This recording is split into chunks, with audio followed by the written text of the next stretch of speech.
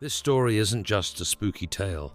It's a real story from the depths of the internet that will make you wonder, what if it happened to you? Brace yourself, it's going to be a long night. Be me. Anon, 28, working night shift at a factory. No idea how I ended up here, to be honest, but it pays the bills.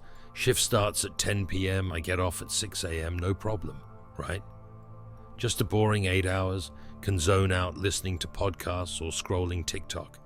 About a month ago, my friend Mark was like, "Yo, you should come camping with us, it'll be fun." Mark has this knack for getting people to do dumb things. Long story short, I agreed to go. Figured I could use the time off work, get some fresh air, whatever. Weekend arrives, we drive out to some remote campsite in the woods, about 2 hours away from civilization. Place is like super quiet, the kind of quiet that makes you feel like you're the only person alive, real peaceful. Until night falls. Set up the tents, crack a few beers, group of 6 people including me, so we're having a good time, chatting, joking, roasting marshmallows. The usual. Mark pulls out a deck of cards. We start playing poker. Suddenly, a weird chill hits the air, like it dropped 10 degrees in a minute. Everyone starts looking around, but no one says anything. So we keep playing. Then we hear this noise in the trees, kind of like a twig snapping. Look around, but it's pitch black outside the campfire light. We've all got flashlights, but nobody wants to be the first to go check it out. Mark breaks the silence with some bullshit joke about Bigfoot. Everyone laughs, but it feels forced, like we're all trying to ignore the fact something's out there. Nothing happens for the rest of the night, so we go to bed, sleep in a tent with 2 other people, not really feeling too great. Can't put my finger on it, but something doesn't feel right. Maybe just the isolation, or the fact I've been on edge lately. Next day, we go on a hike, beautiful day, birds chirping. We're hiking through the woods for hours, just talking and laughing. At some point, Mark pulls out a map, tries to show us some secret spot he read about online, decide to follow him. But the place seems more and more off. The trees get denser, and the path starts disappearing. Feels like we're walking in circles. Mark swears he knows the way. But I'm starting to get this creeping feeling that we've gone too far. Decide to turn back. Look at my watch. It's almost 4 p.m. But when we turn around, everything looks different. The trees are wrong. They're twisted.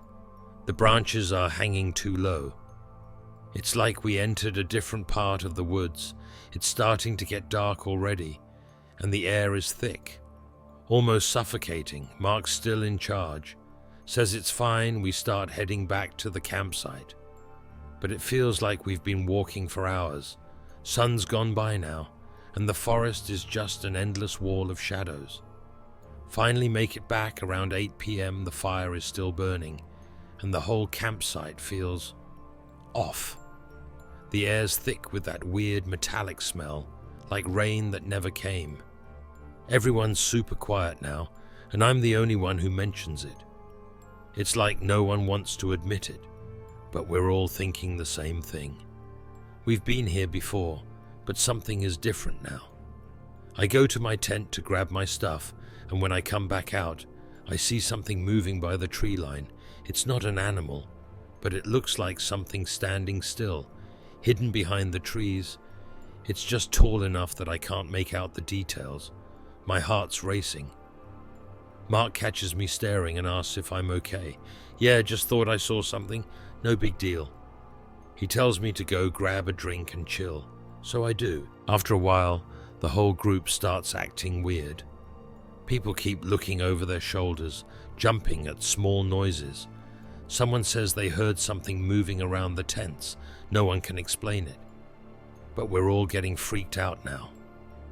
I look at the sky, and for the first time, it feels Wrong. The stars aren't where they should be. Mark's trying to keep the vibe light, but I notice his hands twitching. Someone says they need to go to the bathroom, but they'll need someone to go with them, I volunteer, just so I can get out of the damn campsite. We start walking toward the woods. The whole walk is creepy as hell, like the woods have turned into something alive. You know that feeling when you just know something's watching you? Yeah, that.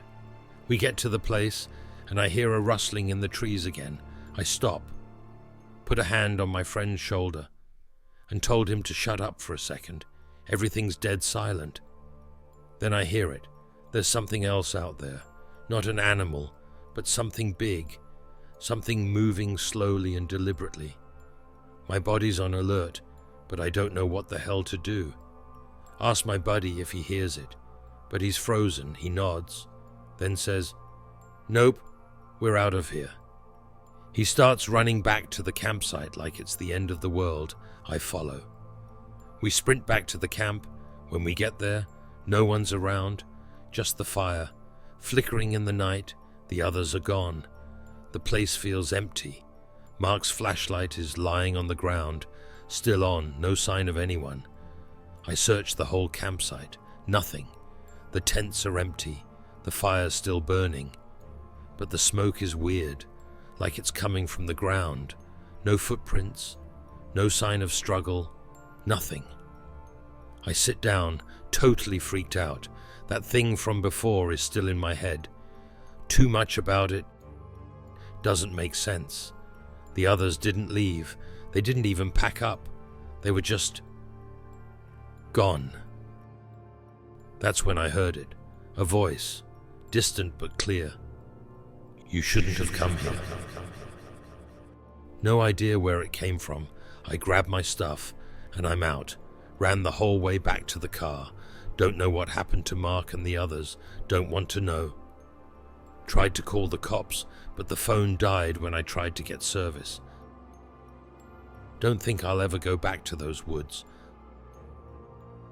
Whatever's out there, it's still waiting. Don't know if I'm ever going to get that image of the trees out of my head. Now think about it. If you were in the hero's place, would you have made it out? Or is something in the dark already watching you? See you in the next nightmare. Subscribe for more.